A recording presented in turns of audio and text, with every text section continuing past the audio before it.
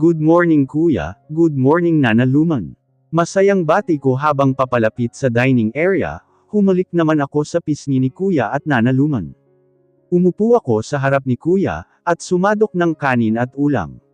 Nakatingin lang si Kuya Mazer sakin sa ginagawa ko. Are you okay Maybelline? Napahinto naman ako sa pagsubo at hinarap si kuya. Ngumiti ako sa kanya para maitago ang aking totoong nararamdaman.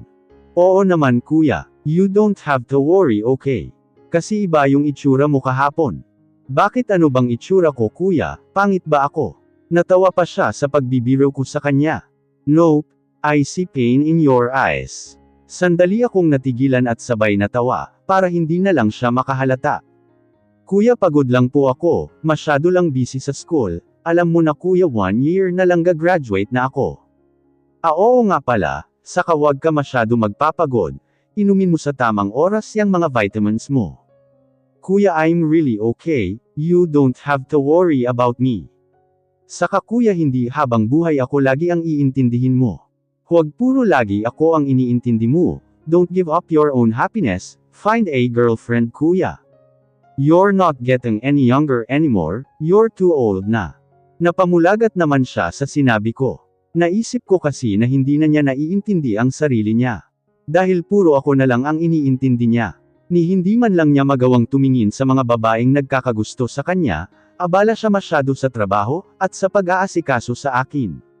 Ngayon pa lang iniisip ko na magkaka-girlfriend siya, tapos magkakaroon ng sariling pamilya, ay natutuwa na ako. Mas gugustuhin ko pang nakikitang masaya ang kuya ko, sa piling ng kanyang magiging asawa at mga anak. Dahil all this time, ako na lang parati ang iniisip ni kuya. Kaya gusto kong maging masaya rin siya. What did you say? I'm too old na. Humagalpak naman ako ng tawa, sa tinuran ng aking kapatid. Yes kuya, buong buhay mo ako na lang lagi ang iniintindi mo, saka hindi naman ako baldado kuya para alagaan pa. Puso lang ang may problema sakin, na si Doc Marvin lang ang makakapagpagaling nito.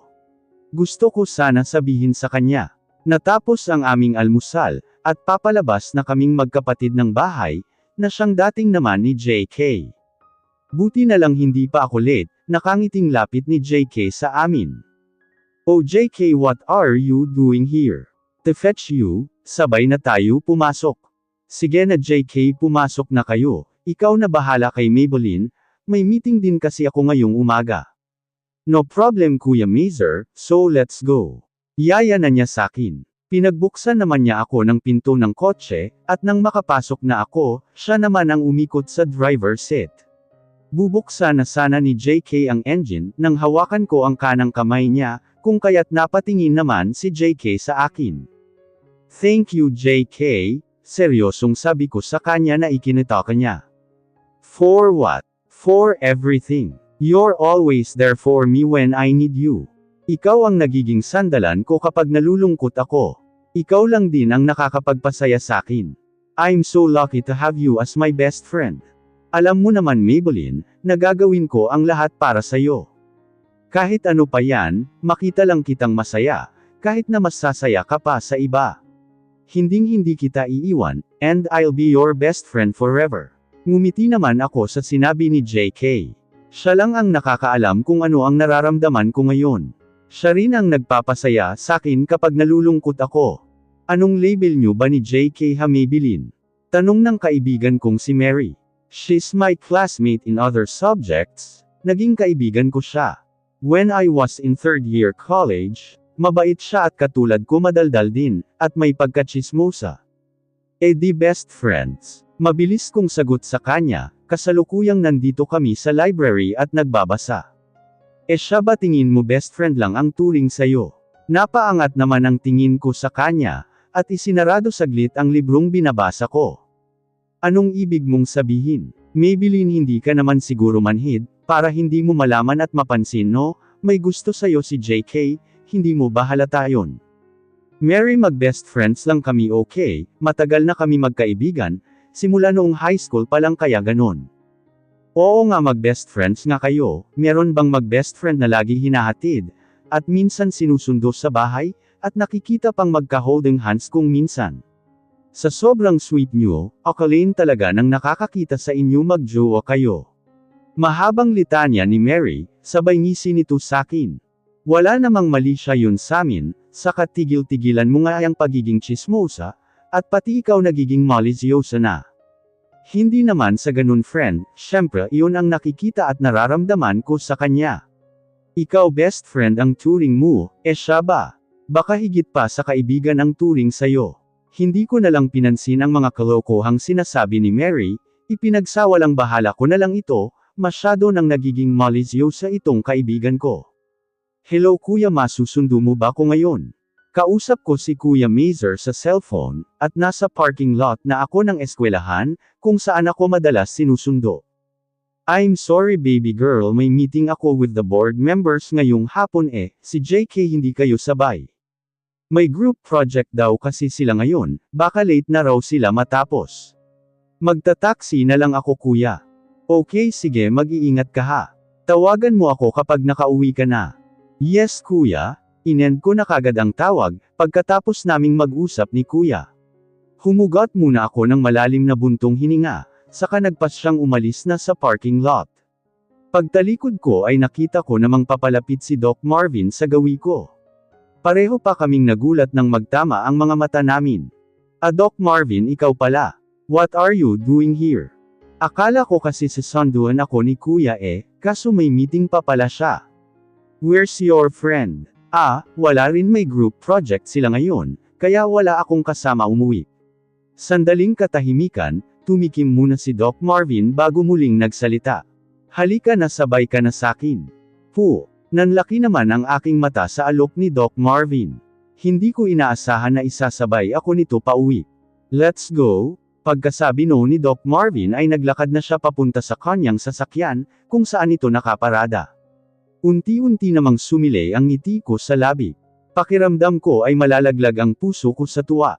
Tatayo ka na lang ba dyan? Napaayos naman ako ng tayo, nang napansin niyang hindi pa ako sumusunod sa kanya. Saka lang ako napalapit sa kanya, at pinagbuksan ako ng pinto ng kanyang kotse. Sana lagi siyang mabait. Habang nagmamaneho siya, ay pasimple ko naman siyang sinusulyapan. Ang sarap niyang titigan, kahit napakaseryoso ng mukha, hindi pa rin nawawala ang kagwapuhan. Paano na lang kaya kung ngumiti siya, di mas lalo na. Nangingiti na lang ako sa mga isiping iyon, nang bigla siyang magsalita. You're acting weird, nasa daan pa rin ang tingin ni Doc Marvin. Sinulyapan ko muna siya saglit, saka ibinalik ang tingin sa kalsada. Kasi kanina ka pangiti ng ngiti dyan. Masaya lang ako Doc Marvin. Pansin ko nga. Kasama kasi kita, napaubo naman si Doc Marvin sa sinabi ko, sa kanya ako muling sinulyapan. Let's eat first, bago kita ihatid sa inyo, hindi pa kasi ako nag-lunch. What? Anong oras na Doc Marvin? Past 4 na, ngayon ka lang mag-lunch. Marami kasi akong ginawa kanina na kailangang tapusin. Kahit na Doc Marvin, hindi ka dapat nagpapalipas ng gutom, doktor ka dapat alam mo yan. You look like an angry mother, who scolded their child. Sorry, concern lang naman ako. Ano ba naman yan, hindi ko dapat sinabi yun, mukha tuloy akong enged. Nakagat ko na lang ang ibabang labi ko, at tumingin na lang sa labas ng bintana. Sa Italian restaurant kami pumunta, pagka-park ni Doc Marvin ay sabay na kaming bumaba. Namangha naman ako, dahil napaka-class ng restaurant na pinuntahan namin. Nauna namang pumasok si Doc Marvin, at kasunod naman ako. Tingin ko ay puro mayayaman ang mga kumakain dito, base na rin sa nakikita ko. Nahiya naman akong bigla, dahil nakasuot ako ng uniform, at napapatingin naman yung ibang kumakain dito. At pansin ko rin ang mga babae dito na nagkakanda haba ang leeg sa pagsulyap kay Doc Marvin. Pumwesto kami sa bandang dulo, malapit sa bintana. Tinawag naman ni Doc Marvin ang waiter na kaagad namang lumapit sa amin. What do you want to eat? Marvin asked while looking at the menu. Ako naman ay nagugulat sa mga presyo ng pagkain, kaya hindi ko malaman kung anong pipiliin ko. Doc Marvin, ikaw na lang ang bahala, hindi ko kasi alam kung anong orderin Okay, 1 frutti di mare, eggplant parmigiana, Caesar salad and spaghetti puttanesca. That's all sir. Yes. Right away sir. Umalis na kaagad ang waiter pagkakuha ng order namin. Hindi naman ako mapakali sa kinauupuan ko, dahil hindi ko akalain na dito pala kami kakain. Are you okay? Tanong ni Doc Marvin na nakakunot ang noo. Actually nahihiya kasi ako, ang mahal kasi dito, saka nakakahiya naman itong suot ko, mukha akong naligaw lang dito, kung hindi siguro kita kasama. Pinasadahan naman ni Doc Marvin ang aking suot, bago muling nagsalita. There's nothing wrong with that. Sa bagay, iisipin ko na lang na first date natin ito, at sinundo mo ako sa school. Tumaas naman ang kilay niya, at naiiling na nakatingin sa akin. Ayan ka na naman magsusungit ka na naman eh. Joke lang Doc Marvin. Paminsan-minsan ngumiti ka naman, para ka kasing pinaglihi sa mangga eh. Bakit mangga? Lagi kasing maasim yang mukha mo. What? Joke lang ulit, nagpisay naman ako sa kanya. At maya-maya ay dumating na rin ang pagkain namin, at nagsimula na kaming kumain. Panaka-naka ay sinusulyapan ko si Doc Marvin, kahit sa pagkain nito ay napaka-seryoso. Pero hindi nababawasan ang kaguwapuhan nito. Pagkwaydam ako ang tingin ko sa mga labi niya. Ano kayang lasa ng mapupulan niyang mga labi? Kasing tamis siguro yun ng asukal. Napalunok na lang akong bigla sa mga naiisip ko na yun, sa halip ay pinagpatuloy ko na lang ang aking pagkain, baka mapansin pa niya na pinagpapantasyahan ko siya. Pagkatapos naming kumain, ay inihatid na rin niya ako kaagad. Tinuro ko naman kung saan ang bahay namin. Salamat po Doc Marvin, tumungo lamang siya, bago ako makababa ng kotse. Sumilip muna ako sa nakabukas na bintana ng kotse niya sa passenger seat, nang makababa na ako at muling nagsalita. Ingat ka Doc Marvin, at sana maulit pa itong date natin kanina, pang-aasar na wika ko habang kamakaway sa kanya. Isipin mo kung anong gusto mong isipin, masungit na sagot naman niya sakin. Joke lang ulit. Ang sarap mo kasing asarin, nakangisi kong wika. Sige na pumasok ka na sa inyo. Okay Doc. Ingat ulit. Nakaalis na si Doc Marvin pero hindi pa rin naaalis sakin ang mga ngiti, na halos mapunit na ang aking labi sa sobrang pagkakangiti. Okay class, before we dismiss, any questions regarding our topic? Tanong ko sa aking mga estudyante. Nakatayo ako sa harapan ng mga ito na nakasandal sa teacher's table, at naka-cross-arm at ang mga binti ko ay naka-X rin. Doc. Taas kamay ng isang estudyanteng lalaki mula sa likuran. May girlfriend na raw po ba kayo? Pinapatanong po ni Becca. Ang tinutukoy nito ay ang katabi niyang babae. Habang ito naman ay halatang kinikilig, at inaante ang sagot ko. Nabalutan naman ng tuksuhan at hiyawan ang buong klase, napahilot na lang ako sa aking sentido at muli nagsalita. Is that related on our topic? Masungit kong sagot na nakataas ang isang kilay. Sige na po Doc, sagutin niyo na, gusto lang namin malaman. Iyong isang estudyanteng babae naman ang nagtanong. Don't ask my personal life, kung hindi naman related sa subject yang itatanong nyo, hindi ko yan sasagutin. Napaka-misteryoso nyo naman pala Doc. E anong status nyo naman ni Miss Andrea Doc? A friend? A colleague? That's all. Mabilis kong sagot sa isang estudyante. Kung wala na kayong itatanong about sa diniscuss natin today, well class dismiss. Nauna na akong lumabas sa mga estudyante ko, dahil ayaw ko nang marinig pa ang mga tanong nila kung sakali. Naglalakad na ako papuntang faculty, nang may mapansin akong mga estudyanteng nagkukumpulan malapit sa faculty, may nagpapapicture at autograph din.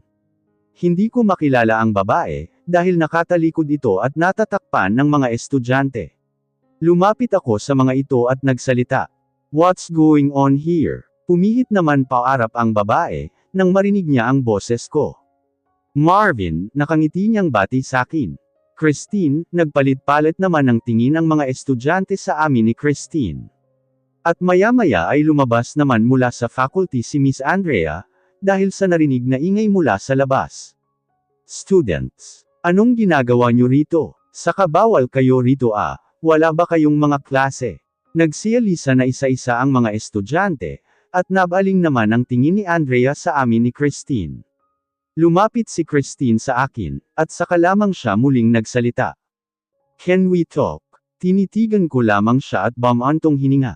Okay, let's go. Inalalayan ko naman si Christine sa braso.at iginiya siya palabas ng med building. Naiwan namang nagtataka si Andrea pagkaalis namin. Maybelline, narinig mo na ba? Tanong ni Mary sakin, habang bumababa kami ng hagdan, kakatapos lang ng huling klase namin, at pupunta muna kami sa coffee shop, para hintayin na lang doon si JK, dahil hindi pa tapos ang huling klase nito.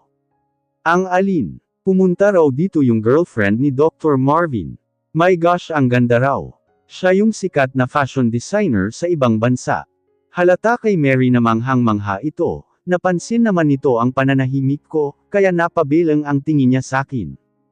Oy friend, pasensya na, hingin pa umanhin naman ito sa akin. Humarap ako kay Mary at ngumiti ng tipid. Ayos lang, ano ka ba? Pero sa tingin mo girlfriend niya kaya yun, Mary? Ewan, siguro, yun kasi yung mga naririnig ko eh. Pero mukha namang hindi friend.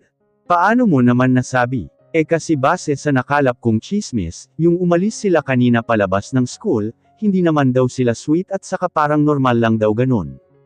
Baka naman hindi lang showy si Doc Marvin. Bakit naman kami ni JK hindi magkasintahan, pero sweet, di ba? Malay mo kabaligtaran yun. Pero ang sakit pag malaman mo yung totoo. Sana naman hindi totoo yun, wala pa nga kami sa kalahati tapos malalaman ko may girlfriend. Umiling-iling na lang ako sa mga naiisip kong yun. Alam mo friend, sinasaktan mo lang yang sarili mo sa naiisip mo. Ipag-pray mo na hindi sila magjowa, at wala pang jowa si Doc Marvin, para may pag-asa ka pa. Sabay tawa nito na ikinasama ng tingin ko sa kanya. Tahimik kami ni Christine, habang kumakain sa malapit na restaurant sa Southville University. Natapos kaming kumain, at saka lang kami muling nag-usap. Marvin, how's your teaching? Balita ko magaling ka raw magturo. Okay lang din naman, mas stress ako kaysa sa ospital. Mai-stress ka talaga dahil mas marami kang admirer ngayon, sabay pa kaming natawa dahil sa sinabi ni Christine. Muling naalala ko si Maybelline dahil araw-araw na lang akong kinukulit nito, napangiti na lang ako at tumingin sa labas ng bintana ng restaurant. Kinausap ako ni Tito Cedric. Napatingin akong muli sa kanya, walang ekspresyon ang kanyang mukha, at mataman din siyang nakatitig sakin, at hinihintay lang din ako magsalita. Nang wala siyang marinig mula sa akin, ay nagpatuloy siya sa kanyang sasabihin. He wants us to get back together, Marvin. You know it won't happen, Christine.